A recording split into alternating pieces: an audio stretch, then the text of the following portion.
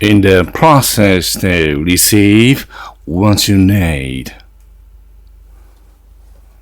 It is pretty important for you to be as you are.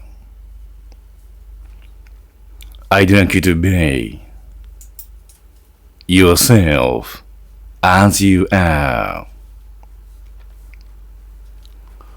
There are so many beautiful things you experience through being as you are. You shall receive what you need.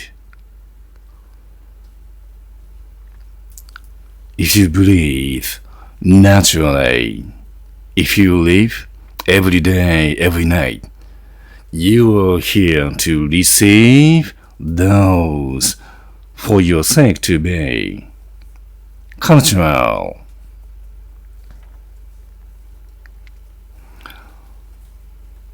You don't have to prevenize yourself.